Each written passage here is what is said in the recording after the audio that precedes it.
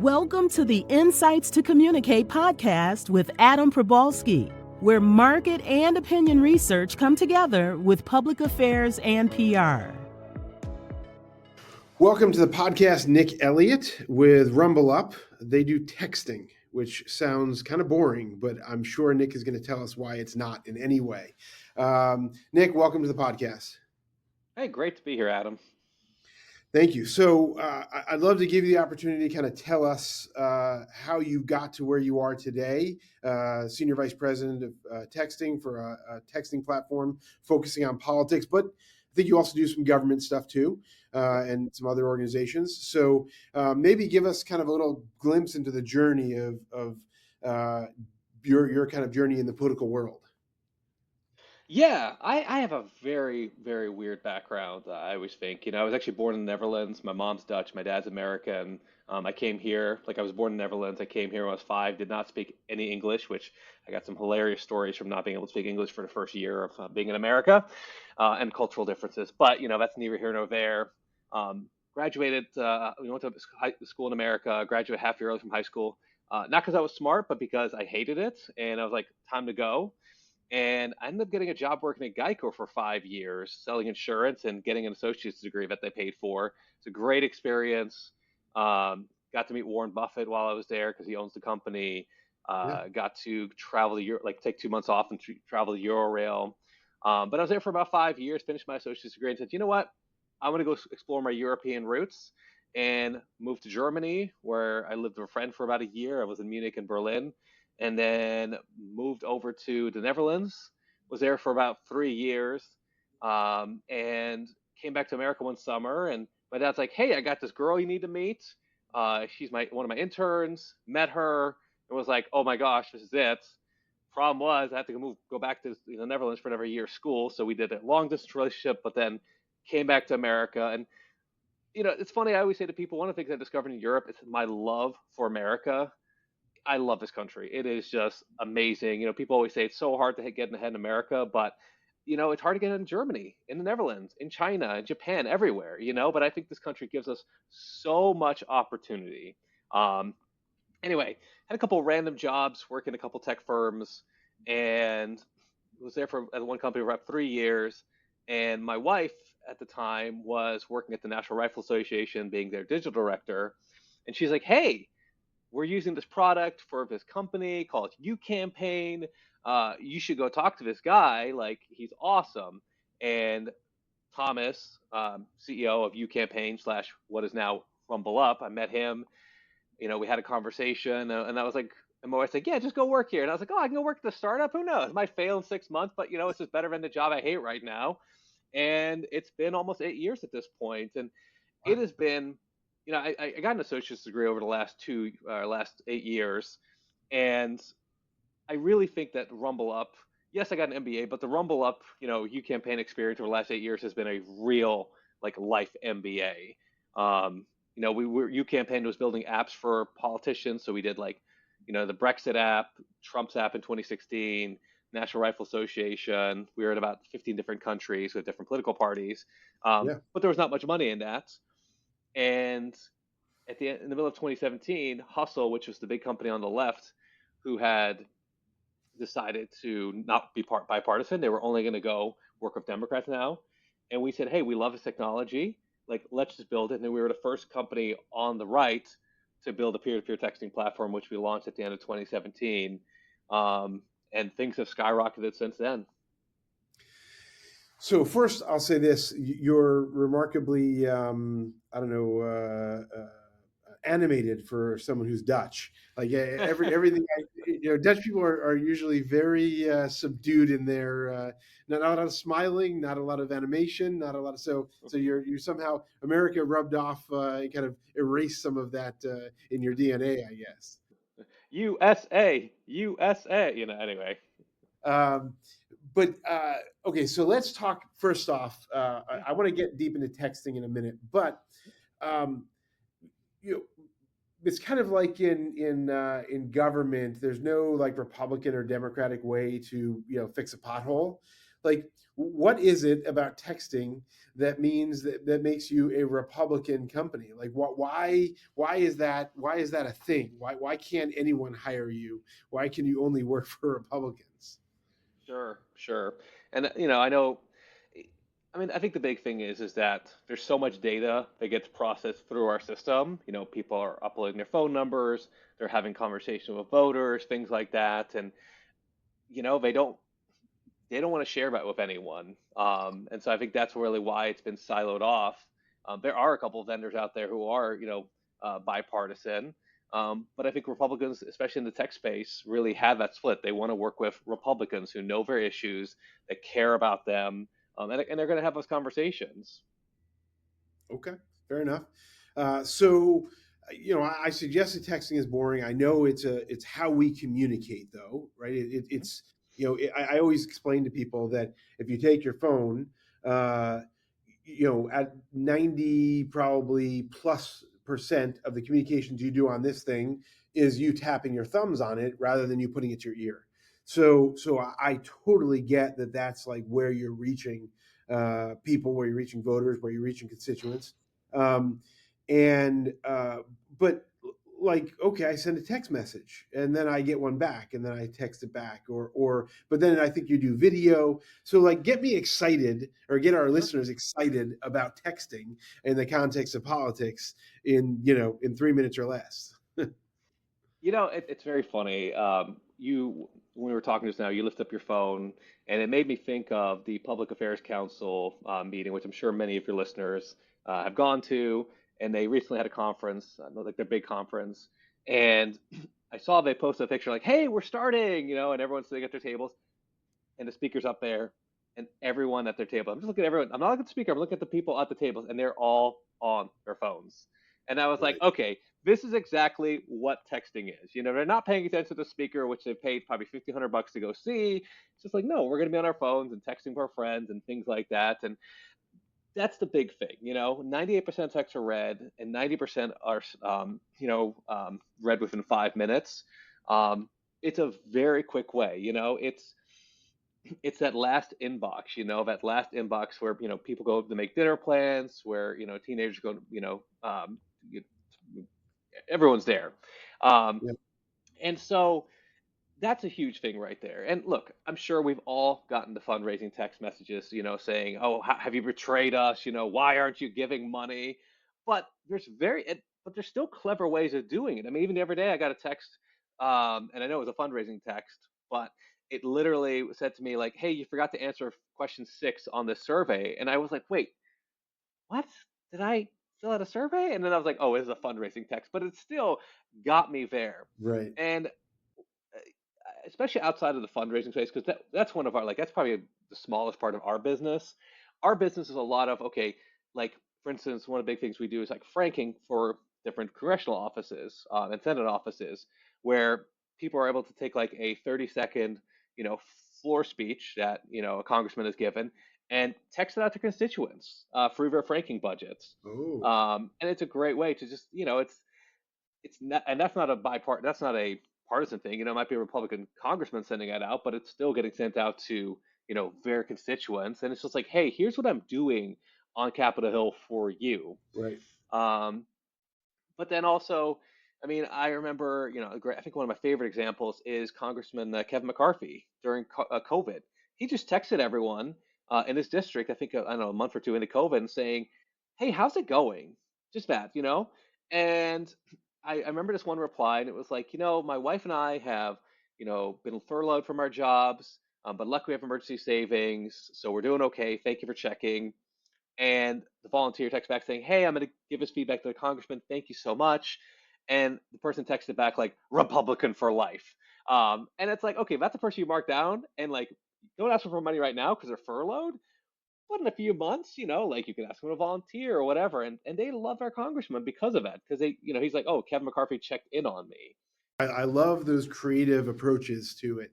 Um, let me ask you this, because the use cases that I've seen for the most part are, like you said, it's a fundraising email or a series of fundraising emails, um, and then or it's a vote for me, or it's very much, it seems to me, a one-off kind of a scenario. Yeah. Is there situations where it's more conversational, where people actually engage over a longer period of time, and is that an effective use of the platform, of the kind of the medium? Oh yeah. I mean, I think that is one of the best. I mean, look, I always say I wish more organizations, campaigns would do that longer term thing because I think it is building up a relationship. It is, um, you're getting vital information from that.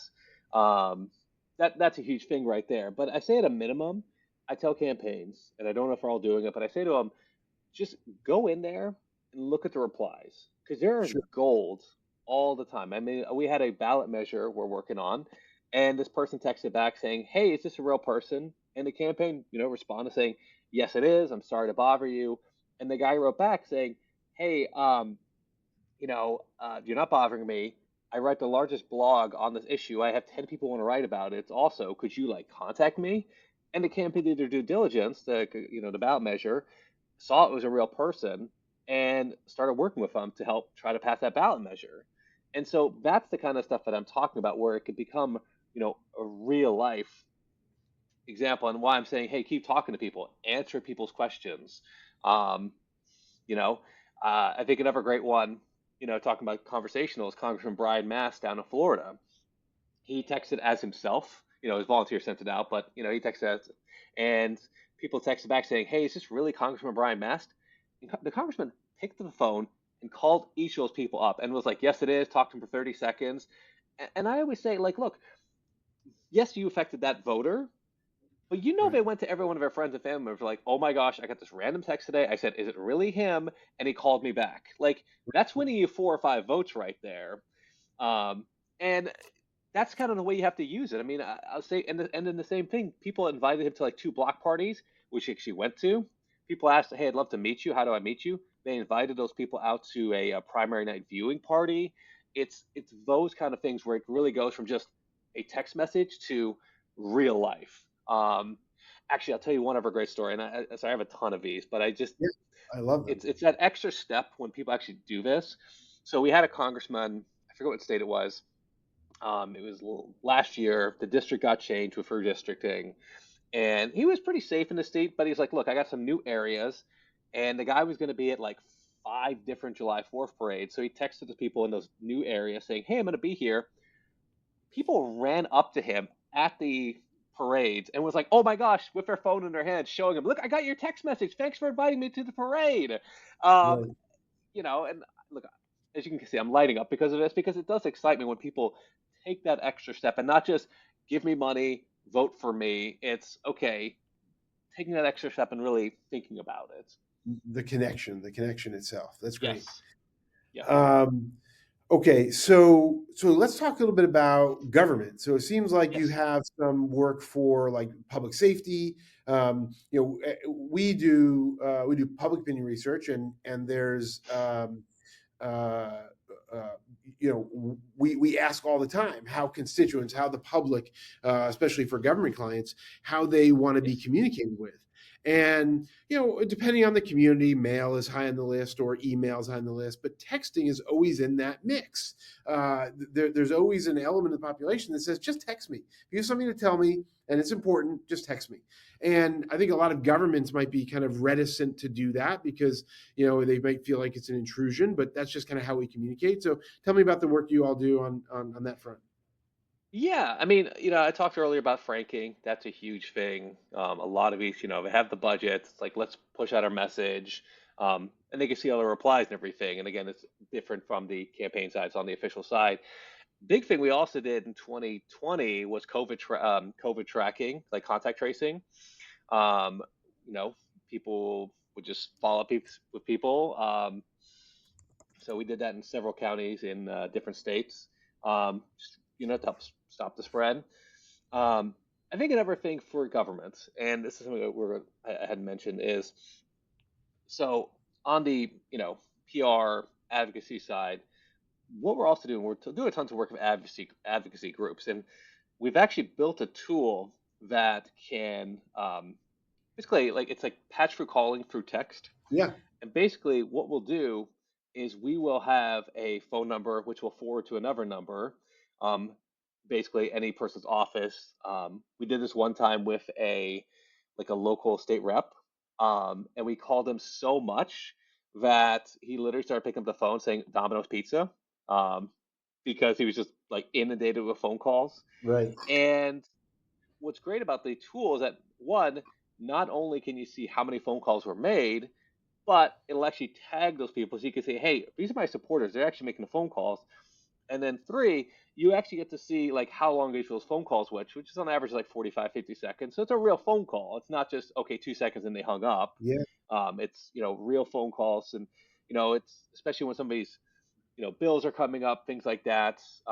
We did obviously with, um, Joe Manchin in West Virginia in 2021. I mean, so many calls were flooded into his. He actually changed like the procedure to like get a hold of his office like 2 days after we did that to him. So Right.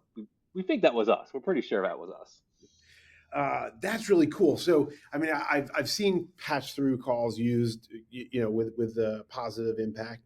But what you just said is even cooler. The idea that you can track them and know the duration and know who it is that took the action. That's really cool. And for an advocacy campaign, I think that's really important. Actually, what's also interesting, so obviously, we're always doing our research on the back end. And so if somebody like one of these campaigns uploaded a list of like 1,000 numbers, and we started seeing certain calls go through to that phone number. And we're like, what the heck? These are not on that list of 1,000 phone numbers.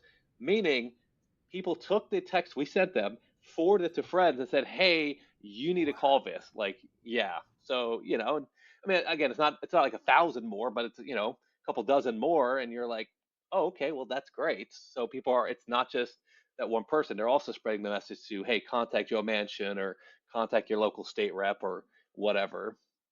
Very, very cool. All right, let's talk mentor. You have any mentors that you got to give a shout out to? Someone that helped you along the way? Oh, that's a great question. Oh man, trying to think here for a second. I mean, I've been married for almost 11 years. I think my wife's one of my best mentors. She found me this job, so Yeah. that helps. I think, it's definitely a partnership there. I've just had good people around me my whole life. My parents are married, what, almost, I don't know, 50 years at this point, and they've been just wonderful people to me and really supportive. Um, so just, just growing up in a good community of people, that's been the best. Well, that's great. And also, you know what? I'll tell you this also, it's funny. So our CEO Thomas and I, so I'm the third employee at the company, and I always say to him that he and I are like Paul McCartney and John Lennon. We're just so different, but it just works out so well. And it's one of those things that's like, you know, 1 + 1 = 5. And that's he and I, and it's been this amazing relationship over the last 8 years, and why I'm still here. Well, that's great. How many employees are there at the company? So when I started, we were at 3, and we're at about 23 now. Okay. And you said you're in South Carolina. Is everybody around the country? Where's everybody at? Yeah, I would say about 20% of the 30% of the team is in DC, and then the rest is just all over. I mean, we work in every state, so we have to have people in different time zones, especially when you have like campaigns texting out at 8 p.m. at night. It's like, okay, you can't just, like 8 p.m. in California and it's like 11 p.m. in DC. Well, no, you still need somebody there. So we have people like in every time zone. Right. Okay, and then let's talk a little bit about your tech stack. So you're kind of a tech company, but I'm always fascinated like how people work. So how do you communicate with your colleagues? Are you on Zoom? Are you on Slack? Are you just emailing? Are you texting? What's your mode of communication? It's funny. It's funny. I say it's one of the things I talk about. It's like, some of my coworkers, I have about 6 or 7 different ways of communicating with them, where I'll text them. I have Signal, you have WhatsApp, you have Facebook Messenger, you have GChat. Like, it's just funny how many different tools sometimes you have just to talk to one person. And again, that's not internal, but I've always thought about that. I'm like, people are like, no, it's like there's so many different ways of getting to people. We mainly internally we use like Slack, we use Asana, we have HubSpot as like our CRM system. But the main form of communication is in between everyone is just Slack. It's one of the best tools out there. Yeah, it's just easy. That's cool. And then, are you like a Google workspace shop or a Microsoft shop, or what's your what do you use on a daily basis? Is there proprietary stuff, obviously you internally use, or what's your normal process work? I mean, you know, it, it's funny. So we're all salespeople. So obviously I use, just like, Google tools and Microsoft tools and everything. But Yeah, I mean, a lot of websites that I'm on are, again, looking at, okay, how do I get somebody's information to have a conversation with them, everything like that. So right. I'm using tools like, what is it, like Zoom hunter.io, info, which is, wait, what? like Zoom info or something like that. Yeah, but hunter.io is kind of like a free tool you can use. Oh, Rocket Reach is another great tool that you can use for free. Um, yeah, geez, like emailverifier.com, or I think it's on hunter.io also like its own tool, but there's really a lot of tools. And then I'm just using LinkedIn like 24/7. I mean, we're all sitting right. on there. Oh, it's shocking how quickly people get back to you on LinkedIn. It's just really, I'm like, I'm it's definitely interesting now what people are posting on LinkedIn also. Actually, it was very interesting the other day. There was a Gary V, Yeah, Gary Vaynerchuk was on a podcast with Steve-O from, MTV's Jackass. And it was very interesting where Gary V was saying to Steve-O, you need to start posting your content on LinkedIn. And at first I was like, wait, what? That makes no sense. And it's like, right. no, it does, because there's a bunch of 30 or 40-year-olds who have their careers and are on LinkedIn. And it's like, yeah, they all grew up watching Steve O on MTV. And I'm like, yes, personally, I don't want LinkedIn to become Facebook, but I'm also like, I get it. That's where the people are. So yeah, why not post your content there? Anyway, Yeah, I really like LinkedIn. In fact, it's kind of the audience. When you think about it, it's the audience that you want to be in front of. yes. My Facebook is polluted with former political friends that I don't necessarily align with anymore. I mean, they're still people I like, but I don't if I post something, they're going to make some sort of negative commentary on it, uh, and Twitter is just kind of unless you're some sort of a Twitter animal, you're not going to get any traction with posting. But on LinkedIn, your professional network really does appreciate if you're posting something that's relevant to the professional world, they're going to really appreciate it and engage with it. So I do. I think it's the kind of the last great platform that hopefully doesn't get polluted with too much, but it is a great place, a great resource. Thanks for sharing all those other things, because like I think Yeah. we all in this political, public affairs, government world, sharing those little tools that make life easier is kind of nice. So you wake up in the morning. What's like the first few apps that you have to open up on your phone? What's the first few things that you do? The Peloton app. I'm still obsessed with my bike. I wear Peloton gear all the time. I'm obsessed. It's been 3 years, and I'm obsessed with it. And I know the stock price is in the crapper right now, but I Right. still think it's a great company. I think Apple's going to buy them probably this year. Anyway, that's I'm literally getting up at 5 a.m. and working out. That's the first thing. All right. And news source. What do you look to for news every day? Oh, dude, I spend an hour and a half, 2 hours for reading news every day, where it's Wall Street Journal, New York Times, Washington Post, Politico, and then at the end I go to Twitter because that's like my guilty pleasure, obviously, and then spend the rest of the day on Twitter. So And why do you do that? Do you think you have to do it for business to be in the know, or you just like to do both, it? Okay. both. Makes You know, sense. it's I've listened to a couple of the episodes of your show, and one of the questions I know you finish up with is kind of like, life advice, or if you're going to get into this game, like how do you do it? And it's very interesting. Because you've heard this advice before where people say, "Oh, follow your dreams or follow your passion," and I kind of think Yeah. that's BS in some ways. But you have to, like, there's an asterisk next to it, okay? And I'm going somewhere with this. I think you can't just follow like a dream or a passion. You have to follow your passions. And the reason that I think I'm great at my job, and I have so much fun with it, is that it combines three or four of my different passions. Where I love politics, I love tech, I love small business, and I love sales. And I always say it's like, it's kind of like a mast, the wind in your sail there. And, if you might not have one day where you're not liking politics, but you still have the tech, small business wins, the passion pushing you forward. And Right. so, you know, politics slash news and getting to part of my job is reading 2 hours of the news every single day. And it really takes 2 hours to read like everything. And yeah, there's not every article is about politics, obviously. Right. There's a lot of like tech stuff and things like that, which I also enjoy. Um, but that it all goes into that passion. And that's what I tell people now every day. I'm saying, if you want to get into this industry or any industry, really try to find two, three, four of your passions where you can combine. And it's hard to figure it out. I look, luckily I tripped into it and fell into it. Right. And I wish I had known this advice at like 22 years old. Say, hey, what are two, three passions I can combine into a job? Is there a job out there for it? Because you might not have that one job. It's like you might love teaching. Well, the problem is you're going to make 40, 50K. But is there another passion I can combine with teaching that's gonna I could sail into an 80, 90, $100,000 job. Um, Sure. and yeah, you could, again, be a teacher, but and that's a great job, honestly. I get it, but that, it's got issues. So That's awesome advice. I love that. That's really appreciated. All right. Last thing though, yeah. is there ever a moment where speaking Dutch has given you like some unique advantage, or you've heard people talking, crap, and they didn't know you spoke Dutch? Any story like that? Well, so it's funny. I just had a campaign manager who's Dutch, on a political campaign. He and I were actually on LinkedIn. We're writing back and forth in Dutch to one another. Right. But one of my favorite things in DC when I would take the metro, you would have, look, there's 60 million Dutch people. That's not many of them, okay? And Right.